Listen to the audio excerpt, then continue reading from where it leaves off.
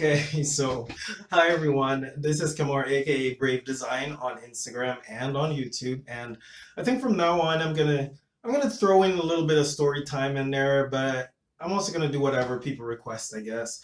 Um, but I had an interesting experience yesterday, which sparked me to do this video. So stay tuned and let's start a conversation.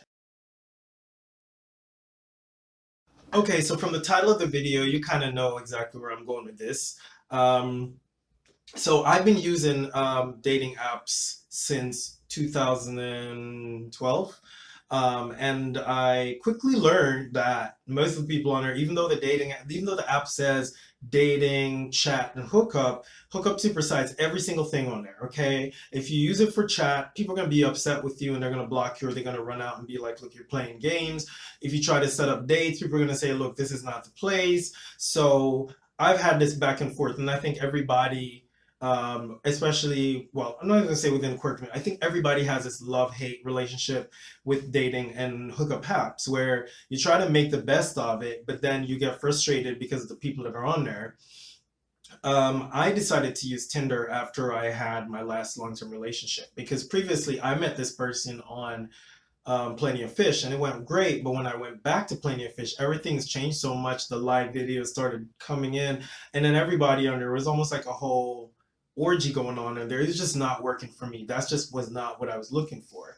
So I decided, I know I'm very awkward in my hands. I decided I was going to try Tinder since I had a lot of coworkers that would tell me, they wanted a nice date with a girl and whatever, and I'm like, okay, I'll just make the best of Tinder. And I really liked the idea that, you had to match with people before you can start a conversation, because a lot of these apps, you get all these unsolicited nudes, unsolicited messages, and then people get upset when you don't respond and the whole works. So I was happy. I actually liked Tinder at first. And I won't bash Tinder completely because when I was having a really difficult time with one of my statistical analysis classes, I met a professor on there that literally stayed in an entire weekend to help me to complete this assignment. So that was fantastic. I never would have met this professor without Tinder. Um, but as for the drawbacks with Tinder, it is no secret that we live in a world that is image based, and there are so many preconceived notions of people that look a certain way. We realize that the media propagates these preconceived notions and stereotypes, and people become so accustomed to these stereotypes that they have a love-hate relationship with these stereotypes. And what I mean with that is, if the media says people that are bigger are lazy, okay, so we run around hating people because we think bigger people are lazy. But then some of us might develop an attraction to bigger people because we expect them, and we expect them to be lazy, and when they're not, we're disappointed, right? That is so perpetuated on Tinder. First of all, we all know, even though we are, in 2021, we realize that racial stereotypes and the stereotypes and the discrimination, it reaches everywhere. It reaches on dating sites, it reaches in employment, it reaches everywhere. So I don't see why I expected Tinder to be any different. My experience on Tinder was when I used to have shirtless pictures, selfie bathroom pictures. I think everybody went through that phase.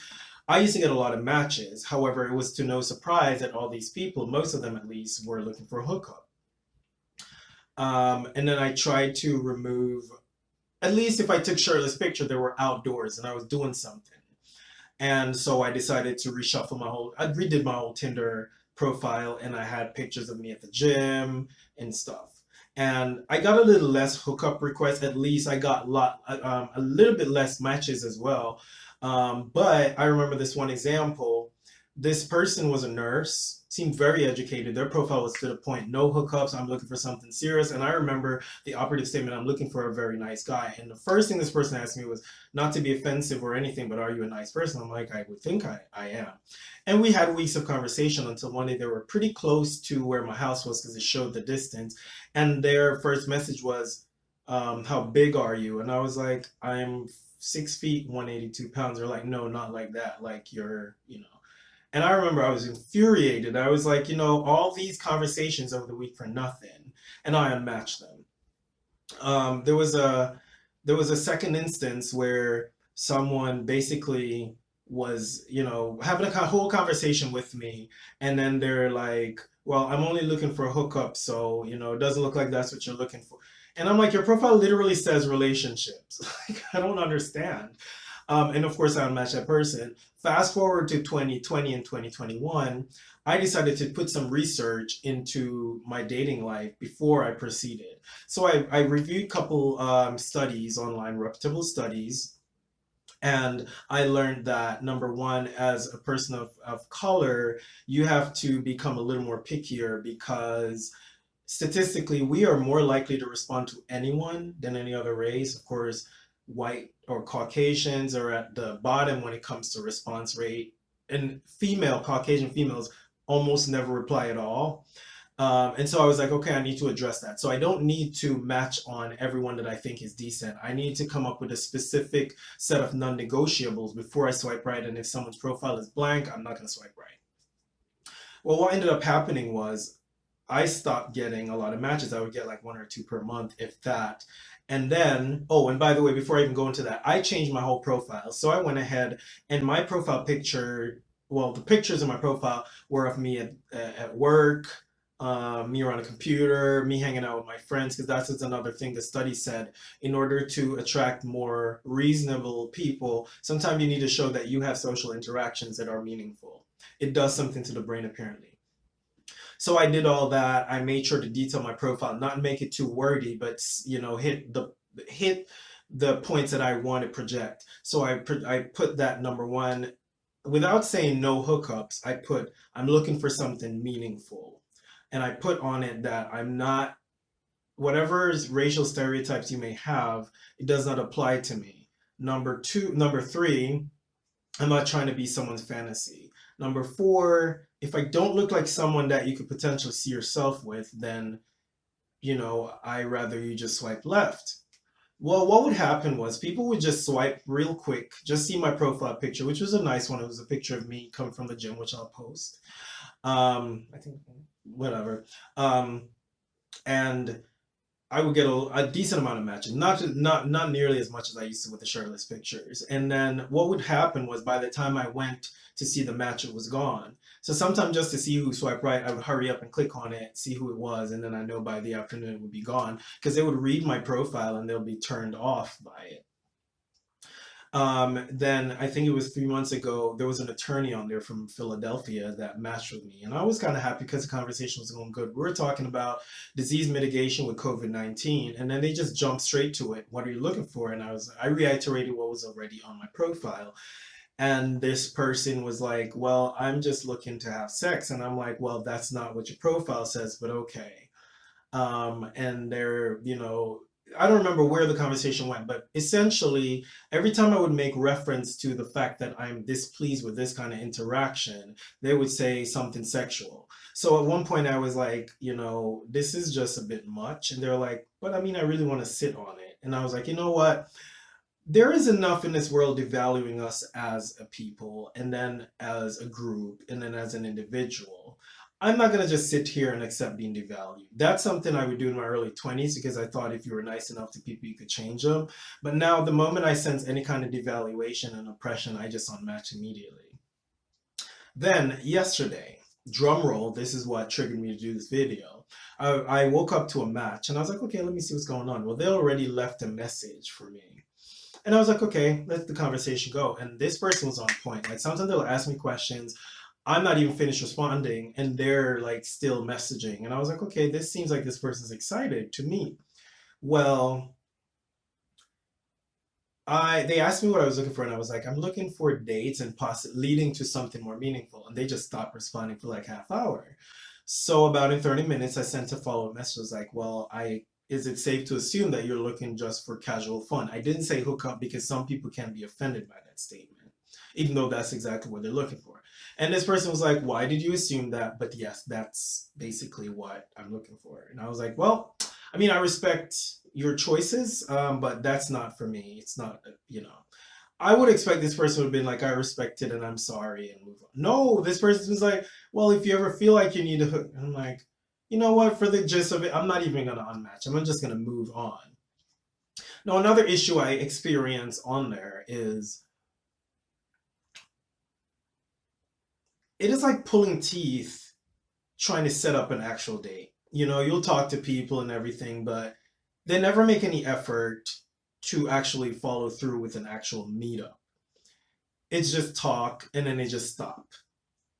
Um, I get it, you know, sometimes I don't get my notifications, but as luck would have it, a lot of times for some reason, I find out I was following this person all along on Instagram or something where I see them on another app and they're visibly looking, you know, they're looking for something and they still haven't followed up to let you know when you're going to meet them. Now, in the past, I would keep bugging them, but now I'm 34 years old. Like, we're adults. You're not more than me. You're not more of a human being than me. You're not superior. I'm not chasing you. I'm not. You know, if you don't have interest now to meet, you're never going to have it. So I'm not going to force you to do anything.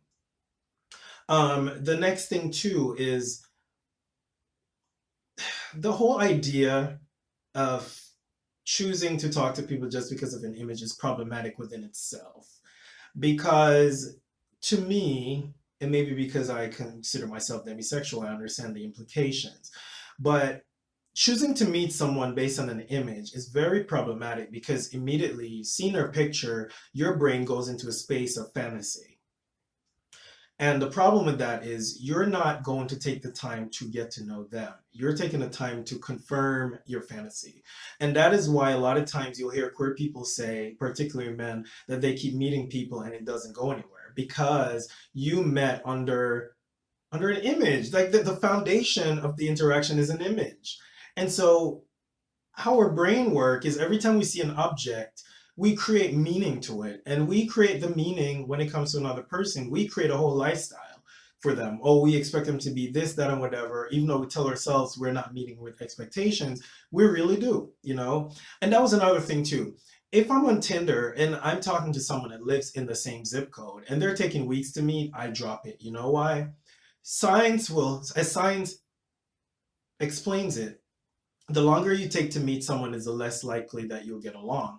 Reason being is because the longer it is between you first, the initial conversation and meeting, is the more likely you're going to build all these weird fantasies about their life, what they're like, and whatever. And then when you meet them and they don't meet these, you naturally lose interest. And you either ghost, like the new thing, everybody ghosts now, that's the new thing, or you lie that you're not ready for a relationship and then you go pursue someone else for one and all this hot mess, all because of this whole image-based thing.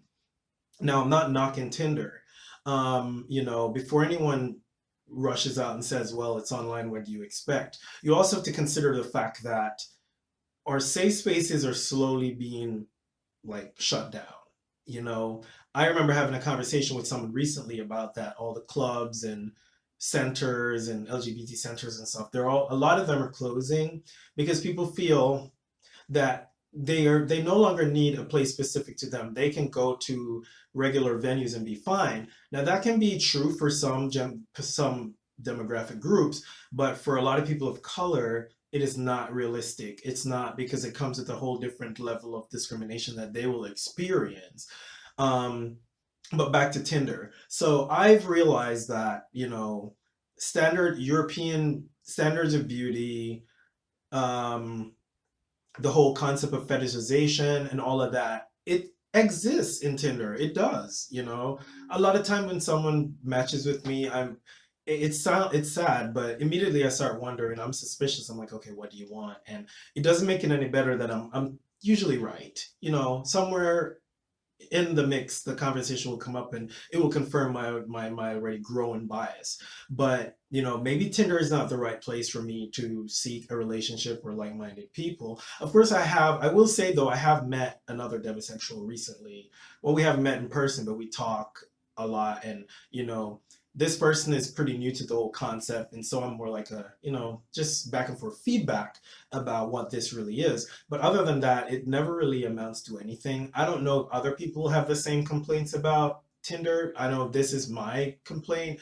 Um, I know my one friend who's blonde, he doesn't really technically have this issue. In fact, sometimes he gets overwhelmed because he gets so many matches. He actually gets a lot of dates. However, they don't seem to be very meaningful at the end of the day. So, is it good to have less matches and at least one thing meaningful, or is it better to have a whole lot of matches, a whole lot of dates, a whole lot of dinner, and nothing really comes of it? So I don't know, but I would love to hear females' experiences on Tinder. I would love to hear cisgendered heterosexual men, cisgender gay men, on everybody in between. What are your experiences with Tinder? Can you identify with some of the things that I'm talking about? Do you find that it's better than other apps which seem to have developed a subculture of hookup? Or do you find that people are more likely to listen and get to know you as opposed to asking the size and shapes and colors of your genitalia? So please let me know. Share your experiences in the comment section. I always leave my email at the end of each video in case someone wants to open a dialogue outside of YouTube. And let's just get this conversation starting. But until then, I hope the day comes where, COVID is done and we can start reestablishing our safe spaces so we can organically meet people and not have expectations of them. Until then, thanks everyone for watching. If there is a topic you would like me to discuss, please email me at africhangoldenchild69@gmail.com. My aim is to form a community where we can discuss our challenges and share solutions. And remember, we are more similar than we are different. Please remember to share, like, and subscribe.